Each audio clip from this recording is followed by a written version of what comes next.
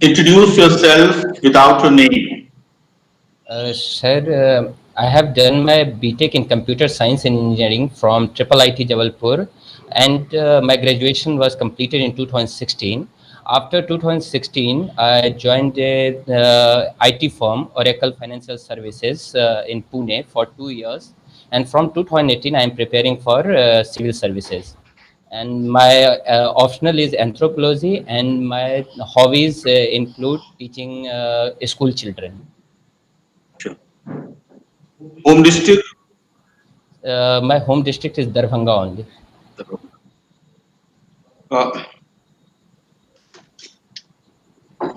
आप दरभंगा की 5 विशेषता बताइए जो दरभंगा को और जिलों से अलग करता है।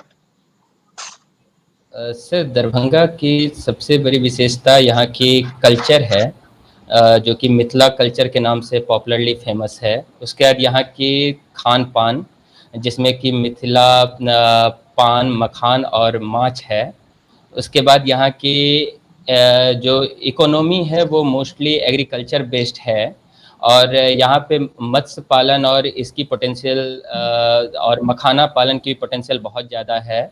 उसके अलावा यहाँ पे एजुकेशन का दर थोड़ी सी ख़राब है, जिसमें कि 56.56% है। और यहाँ के जेंडर मतलब यहाँ की जो जेंडर है, यहाँ के जो मेल फीमेल रेशियो है वो 911 है, जो कि बिहार से थोड़ी कमज़ोर है। मैंने विशेषता बताया था, पूछा था आपको, तो आप तो 2 नेगेटिव बता दिए। जी, विशेषता में यहाँ का जो सोशल बॉन्डिंग है वो भी एक यूनिक है, जो कि बिहार में इसे थोड़ा यूनिक करती है। और यहाँ की जो पहनावा है वो धोती और कुर्ता है, जो कि इसे यूनिक करती है। अच्छा, मिथिला कल्चर, ठीक है ना? क्यों मिथिला कल्चर आपने बताया इस तरीके से? सर, मिथिला कल्चर एक वाइड टर्म है जिसमें बहुत कुछ इंक्लूडेड है। मिथिला की खान पान से लेकर के, मिथिला की पहनावा से लेकर के, मिथिला पाग। एक मिनट, खान पान पहनावा की चर्चा आप पहले ही कर चुके हैं। मिथिला कल्चर का क्या मतलब है? मिथिला कल्चर सर एक ब्रॉड टर्म है जिसमें कि सब कुछ इंक्लूड होता है। कल्चर आपकी लाइफ से हर चीज़ से जुड़ी होती है, कि आपकी thinking, thought process, way of living. नहीं, यूनिक मिथिला कल्चर में यूनिक क्या है वो पूछना चाह रहा हूँ मैं। यूनिक यहाँ की जो मिथिला कल्चर, मिथिला पेंटिंग तो एक यूनिक इसकी एस्पेक्ट है ही। साथ साथ जो यहाँ की जो ओल्ड सिविलाइजेशनल वैल्यूज हैं वो भी बहुत यूनिक है। इस मिथिला पेंटिंग कमर्शियल रूप से बहुत ज्यादा वाइब्रेंट है, और बिहार की अनपेंटिंग उस तरह से वाइब्रेंट नहीं है। इसके पीछे क्या कारण देखते हैं आप? सबसे पहली बात है कि जो डिफ्यूजन आप कह सकते हैं, या ये इसकी मिक्सिंग अभी दूसरे चीज़ों से नहीं हुई है, ये ओरिजिनल फॉर्म में है। जब कोई चीज़ ओरिजिनल फॉर्म में होती है उसकी डिमांड ज़्यादा होती है, और ये एक जन आंदोलन टाइप का है। यहाँ की घर घर में ये मिथिला पेंटिंग बनती है, तो इसे उसी तरीके से संजोया गया है, और इसकी यूनिकनेस बरकरार रहने के कारण से ये दुनिया में अपना नाम और छवि बरकरार रखी हुई है। अच्छा, ये मिथिला पेंटिंग का जो 3 सेंटर माना जाता है, कहाँ ये 3 सेंटर? सर, जितना मुझे आइडिया है ये दरभंगा, मधुबनी और समस्तीपुर है। अच्छा, मधुबनी में एक 3 क्षेत्र प्रसिद्ध है, वो कौन कौन क्षेत्र है मिथिला पेंटिंग के लिए? सर, उतना मुझे तो आइडिया नहीं है। अच्छा, ये बताएं आप, मिथिला पेंटिंग के लिए पद्मश्री अवार्ड कितनी महिलाओं को दिया गया अभी तक? एग्जैक्ट नंबर तो मुझे नहीं पता है, लेकिन जैसे गंगा देवी हैं, सीता देवी हैं, इन लोग को पद्मश्री अवार्ड मिला है। इन लोगों को कभी पद्मश्री अवार्ड नहीं मिला। ओके, चलिए। मधुबनी में एक ही गांव है, उस गांव की तीनों महिला उसी गांव की है, उसी गांव की तीनों महिला को मिला है। उस गांव का नाम बता सकते हैं आप? सर मैं अगर गेस करूं तो बिस्पी गांव। नो। ओके। अच्छा, आप जो कह रहे थे कि मधुबनी में ओरिजिनलिटी है, मौलिकता है, क्या मौलिकता है इसकी? जी सर एक बार रिपीट कर दें अपनी क्वेश्चन। मैंने मधुबनी पेंटिंग इतना वाइब्रेंट है और कमर्शियली काफी फैल रहा है, तो आपने कहा कि सर इसकी ओरिजिनलिटी दूसरे पेंटिंगों से अलग है, तो क्या इसकी ओरिजिनलिटी है? सर यहाँ पे जो पेंटिंग है वो अभी भी मतलब वाइब्रेंट कलर से यूज किए जाते हैं। छोटे लाइनिंग्स का इस्तेमाल होता है, यहाँ फिश का इस्तेमाल होता है और शेल कौड़ी का इस्तेमाल होता है इस फिगर में। इवन हमारे कोवर पेंटिंग में ये तो अपना, ये तो हर पेंटिंग का अपना अपना फीचर्स होता है। अगर जैसे मिथिला पेंटिंग का फीचर्स है, भागलपुर का मंजूषा कला है, उसका अपना अलग फीचर है। जी सर। तो इसके वजह से फेमस हुआ, ऐसा तो नहीं कहा सकता है। जी सर जी। बात यह है कि यहाँ जो फेमस का सबसे इम्पोर्टेंट कारण जो मैंने पहले भी डिस्कस किया कि ये अपनी ओरिजिनलिटी जो मेंटेन की हुई है, और सेकेंडली जो इसकी सबसे खास बात है कि इसकी वाइब्रेंट कलर और इसकी आप एक मिनट, आप मंजूषा पेंटिंग के बारे में जानते हैं? जी मुझे ज्यादा आइडिया नहीं है सर तो आप मंजूषा। कैसे कह सकते हैं बाकी पेंटिंग अपनी ओरिजिनलिटी को मेंटेन नहीं किए हुए? हाँ बिल्कुल। ठीक है। आप किस रेस से आते हैं? मैं तो सर कॉकसॉइड। अच्छा। और भारत में सबसे ज्यादा संख्या किसकी है? ये कॉकसॉइड की है सर। अच्छा अच्छा। रेस को डिफाइन करें तो what is race? Race is anything which is associated with your hair texture, body figure, then your even your brain size, not head size. That is like dichocephalic or bricephalic, such type of things. अच्छा, जो primitive study है, अंडमान निकोबार में एक primitive study आई है, इसके बारे में कुछ है आपकी संकल्पना? कुछ है concept?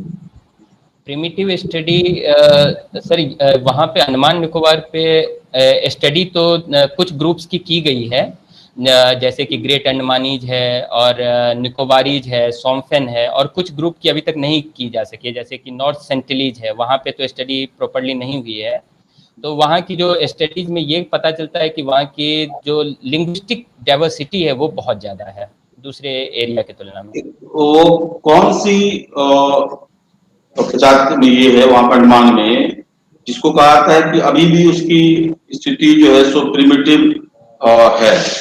कौन सा है जिस पर? सर नॉर्थ सेंटिनलीज हैं, जिसमें कि अभी भी कोई भी आदमी जा भी नहीं सकता, और वो लोग अभी प्रिमिटिव लाइफ में वही हंटर्स और गैदरर्स के फॉर्म में अभी भी काम कर रहे हैं। अच्छा, आपका जो सब्जेक्ट है ये किस तरह प्रशासन में योगदान दे सकता है? सर एंथ्रोपोलॉजी एक हॉलिस्टिक स्टडी है जहां हम लोग ह्यूमन को अलग अलग पर्सपेक्टिव से पढ़ते हैं, इवन बायोलॉजिकल कल्चरल पर्सपेक्टिव, दोनों पर्सपेक्टिव से।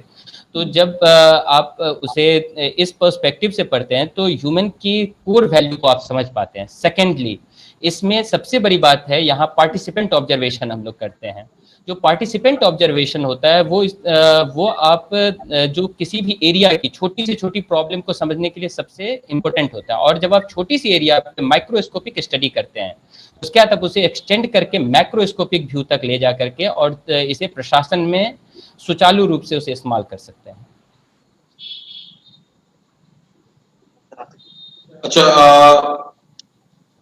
जैसे भी कोरोना संकट है ना, इसमें एक बात की जा रही है सोशल डिस्टेंसिंग की, है ना?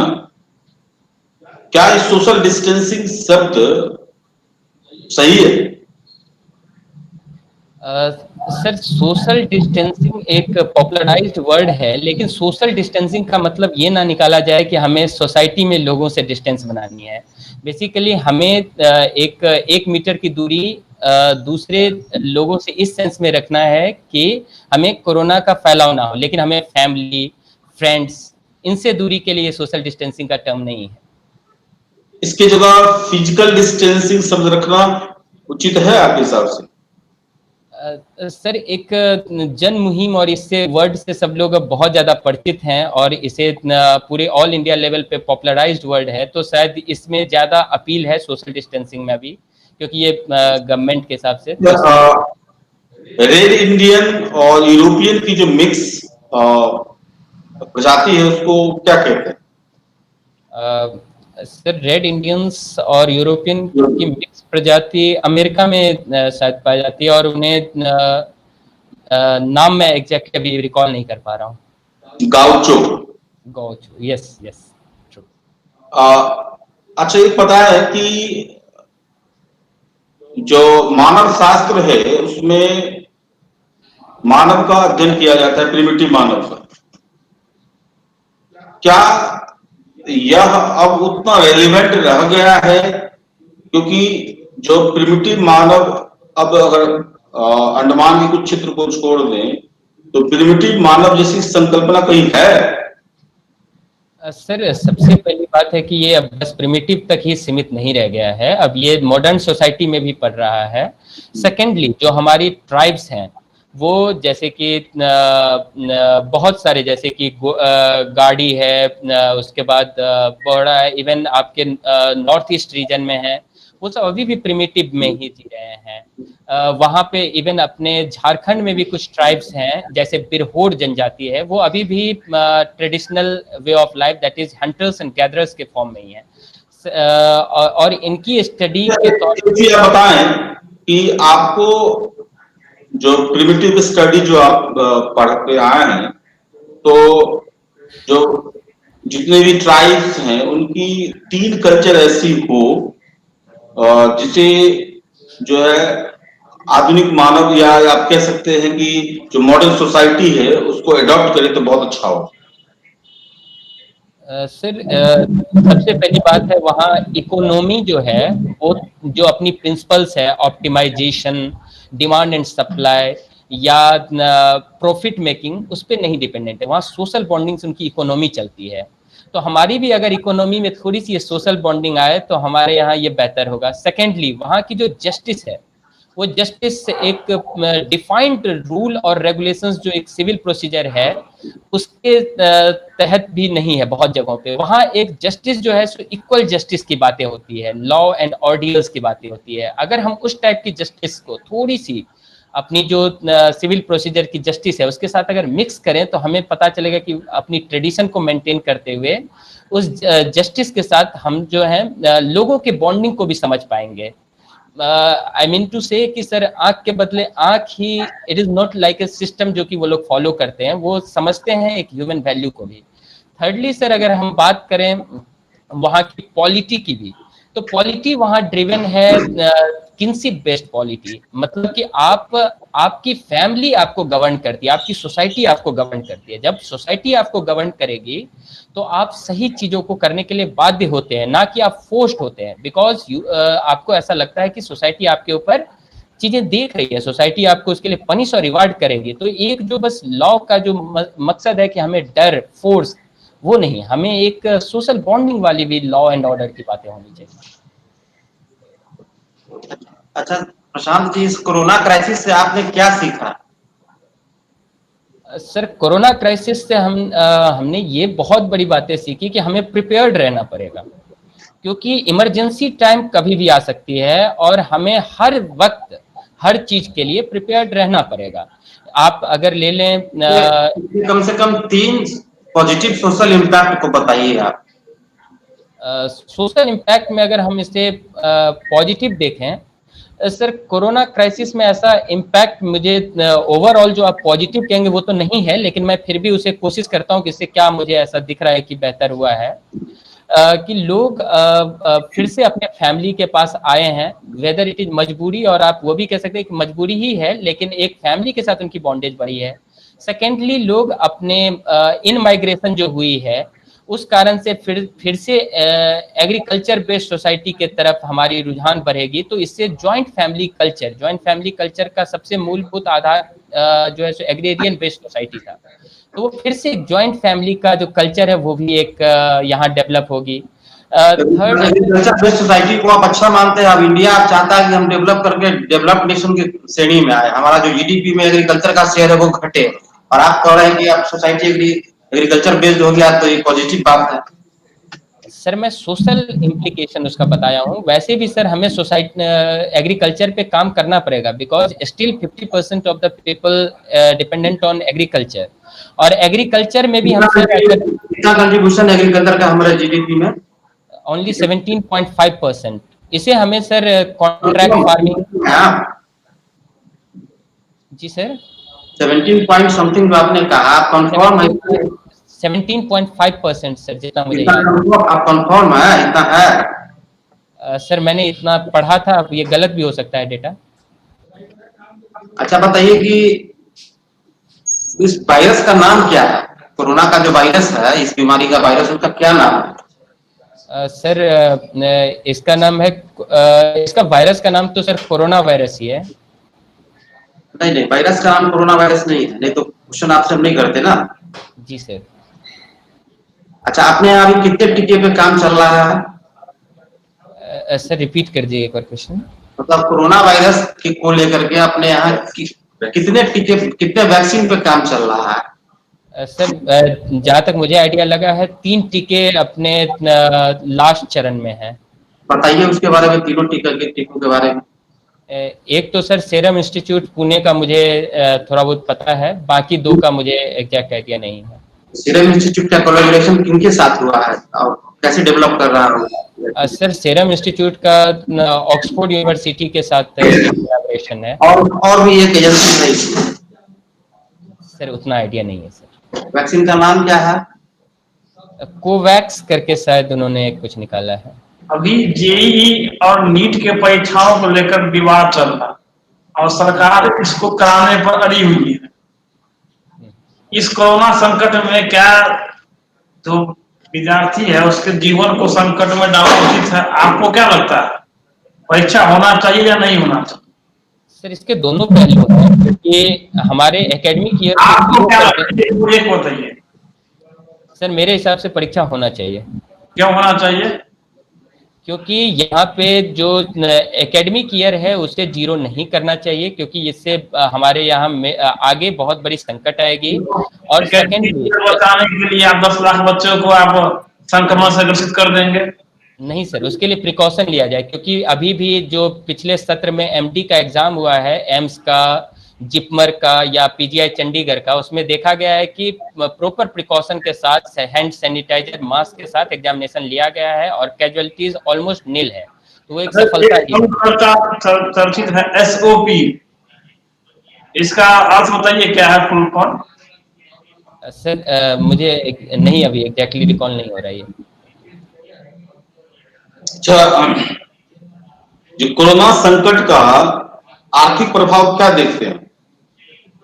सर ये तो आर्थिक प्रभाव तो इसका बहुत ही खराब है, क्योंकि अभी भी मैंने सुना था कि आरबीआई के गवर्नर शक्तिकांत दास ने ये तक प्रेडिक्ट कर दिया है कि निगेटिव ग्रोथ रेट जीडीपी का जाने वाला है।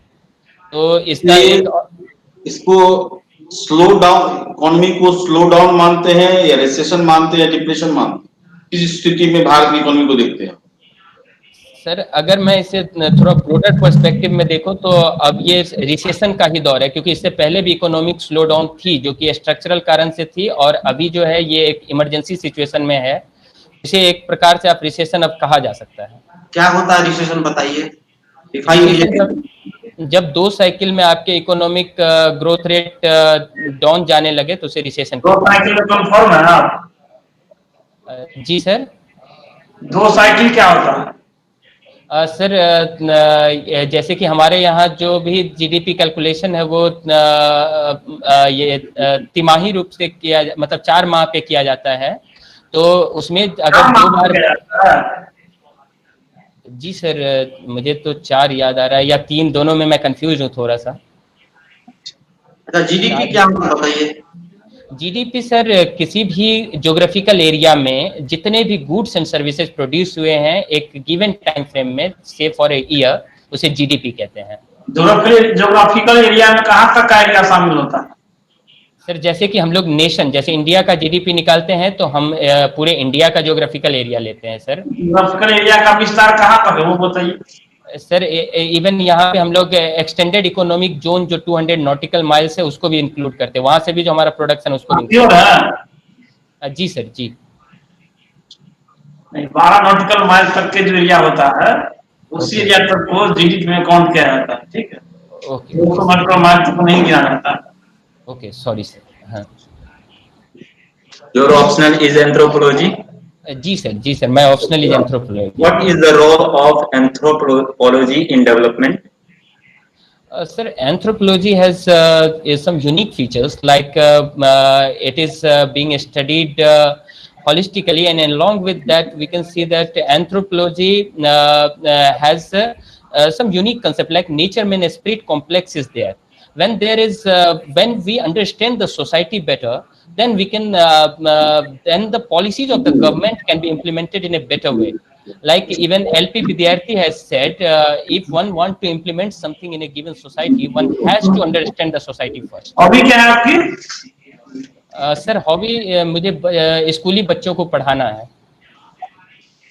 अच्छा ये बताइए, पढ़ाते हैं, शिक्षा किसको कहते हैं? सर शिक्षा लिटरेसी से थोड़ा अलग मैं मानता हूं, क्योंकि शिक्षा ये है जहां आप अपने आप को एम्पावर्ड फील करते हैं, जहां आप किसी भी क्षेत्र में, सोशल इकोनॉमिक पॉलिटिकल क्षेत्र में अपने आप को। जी सर रिपीट कर दिए सर क्या? ज्ञान, ज्ञान, नॉलेज, ज्ञान क्या है? नॉलेज सर एक कंपोनेंट है पूरी एजुकेशन का। जैसे कि ज्ञान से जो है तो पूरी की पूरी शिक्षा तो नहीं है, लेकिन ज्ञान उसका एक कंपोनेंट जरूर है। आप प्रशासनिक अधिकारी बनने के बाद इस हॉबी को कैसे पूरा कर पाइएगा? आपको तो समय नहीं मिलेगा। सर ये हॉबी मेरी लिमिटेड नहीं है कि बस मैं स्कूली बच्चों को पढ़ाऊं। यहाँ सर उनका किस चीज को पढ़ाने की बात? टीचिंग के अलावा भी और हॉबी है। हाँ जी सर, तो एजुकेशन जो है ये एक लिमिटेड जो बच्चों को जो मैंने पढ़ाया, क्योंकि मैंने 4 साल एक ऑर्गेनाइजेशन में कॉलेज के दरमियान पढ़ाता था, तो वहां से जो मैंने सीखा है वो और चीजों को समझाना, वो एक टीचर की जो कला हो जाती है चीजों को समझाने की, वो कहीं ना कहीं मुझे हेल्प करेगा प्रशासनिक सेवा में, जिससे कि मैं लोगों को अपनी बातें कन्वर्सेशन में कर पाऊंगा। सेकेंडली जो एजुकेशन सिस्टम है, जब मैं एक छोटे से जगहों पे हेल्प करता था, वहां मेरी समझ एक छोटी सी जगहों तक जाती थी। अब मेरी समझ पूरी अपनी जहां पे भी अगर मैं एसडीएम हूं तो उस पूरी क्षेत्र के लिए मैं उसे इस्तेमाल कर पाऊंगा सर। ये नई शिक्षा नीति जो आई है इसमें नया क्या है? सर सबसे पहली बात है कि इस बार शिक्षा नीति एक ड्रास्टिक इम्प्रूवमेंट है जो मुझे दिख रहा है, क्योंकि आज तक आप शिक्षा दे रहे थे लेकिन आप स्किलिंग की बातें नहीं कर रहे थे। आप 12वीं पास कर रहे थे लेकिन आपके पास अभी भी आपके पास अगर कुछ खाने की बातें हो जाए तो वो आपसे सही से आप नहीं कमा पा रहे थे। अगर हम 6th क्लास से ही अगर उन्हें स्किल प्रोवाइड करें, वेदर छोटी सी छोटी चीजों में, तो उन्हें एम्पावर्ड फील कराना, और जो एजुकेशन का रियल मकसद है वो फुलफिल। एक चीज बताइए, लर्निंग विद अर्निंग की कंसेप्ट कोई नया है क्या? नहीं सर, ये नया कॉन्सेप्ट नहीं है। लर्निंग नया क्या? सर यहाँ पे ये भी नया है, और सेकेंडली सबसे बड़ी बात है जो नया कैसे है? पहले भी है इसका प्रोविजन। कहाँ पहले कहाँ चर्चा की गई है लर्निंग विद अर्निंग की? ये तो सर हायर स्टडीज में ज्यादा बातें होती थी, लेकिन अभी ये प्राइमरी और सेकेंडरी स्कूलिंग पे बातें होने लगी। वर्धा शिक्षा योजना आपके बारे में जानते हैं सर किसके बारे में? वर्धा शिक्षा योजना? नहीं सर, नहीं, आइडिया नहीं।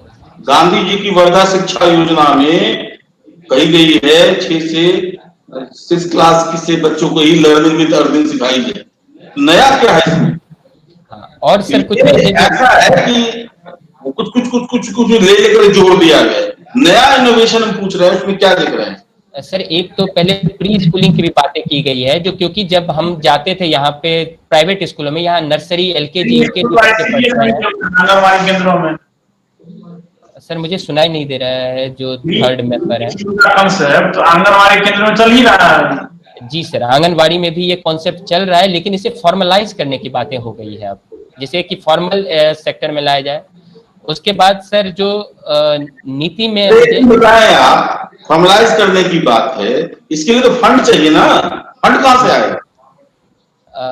हाँ सर, ये फंड जो है ये जैसे कि अभी भी इस पर मैंने क्योंकि ये स्टेट गवर्नमेंट का सब्जेक्ट है, तो ये स्टेट गवर्नमेंट पे जैसे कि इस बार भी हमने देखा कि 12,000 शिक्षा स्टेट गवर्नमेंट का सब्जेक्ट है, कंकरेंट लिस्ट में है सर, सॉरी कंकरेंट लिस्ट में, लेकिन उसे नीति और उसे पॉलिसी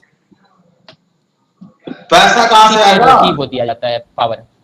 पैसा सर बजटरी एलोकेशन में जैसे 12,000 करोड़ है, उसे जो है सो सही तरीके से चैनलाइज करना पड़ेगा, जिससे कि फॉर्मल एजुकेशन को भी कुछ रेशियो में चीजें पहुंचे। अच्छा, बिहार ऐतिहासिक काल में शिक्षा को लेकर के काफी समृद्ध था, विदेश के लोग हमारे यहाँ पढ़ने आते थे, लेकिन इन 60-70 वर्षों में बिहार की शिक्षा की ऐसी दुर्दशा हुई कि हम लोग एकदम निचले पायदान पर। इसके लिए किस कारण को जिम्मेवार मानते हैं? सर सबसे पहली बात है कि यहाँ की ज्योग्राफी, यहाँ की ज्योग्राफी में इन द सेंस कि चीजें इसलिए भी डिग्रेड हुई है क्योंकि हम डिजास्टर से ही लड़ते हैं हर साल। कोई भी अच्छी यूनिवर्सिटीज, उन्हें एक प्रॉपर फैसिलिटीज चाहिए कहीं पे भी एस्टेब्लिश होने के लिए, और उसके बाद जो यहाँ की जो एजुकेशन है, या हम जो बातें करें कि एग्रीकल्चर बेस्ड सोसाइटी ज्यादा थी, अभी भी लिटरेसी रेट कम थी, तो जो एजुकेशन के लिए जो हायर स्टडीज के यूनिवर्सिटीज हैं, प्राइवेट इंस्टीट्यूशंस हैं, वो उतनी रुचि नहीं ले रही थी शुरुआत में। लेकिन जिस हिसाब से हम लोग अब इम्प्रूव कर रहे हैं, और माननीय चीफ मिनिस्टर का भी एक जो योजनाएं आ रही हैं, भले वो जल जीवन मिशन हो या इवन सत्य निश्चय की बातें हो। हम लोग शिक्षा के बारे में बात कर रहे हैं, आप इकोनॉमी पे चले गए। शिक्षा व्यवस्था इतनी लचर कैसे हो गई? जो ज्ञान की भूमि थी वो अंतिम पायदान पे चली गई। हमने विश्व का प्राचीनतम विश्वविद्यालय हमारे यहाँ था, और वो ज्ञान की भूमि सबसे अंतिम पायदान में चली गई। कौन जिम्मेवार है? क्या कारण है? सर जिम्मेदारी सर हर लेवल पे है, मुझे लगता है सोसाइटल लेवल पे भी है कि हमारी जागरूकता उस लेवल पे नहीं पहुंच पाई, और हम इस बीच में पॉवर्टी और अनएम्प्लॉयमेंट से भी बहुत जूझे हैं सर। जो हमारी पॉवर्टी, क्योंकि जो बेसिक नीड्स होती है, रोटी कपड़ा मकान स्वास्थ्य, ये सब चीज़ों से हमें पहले जूझना पड़ा है। इसलिए हायर स्टडीज़ की जो बातें हो रही है, क्योंकि जब हम हिस्टोरिकल बातें करते हैं वहाँ हायर स्टडी, क्योंकि प्राइमरी स्कूल तो हमारे हर एक गाँव पंचायत में हमने देखा है, तो हायर स्टडीज पे हमारी फोकस थोड़ी कम हो गई है इस कारण से। चलिए समाप्त करते हैं आपका इंटरव्यू। पहला था, 4 और आप देंगे। आप मुझे ये बताएं कि आपको कैसा लगा इंटरव्यू?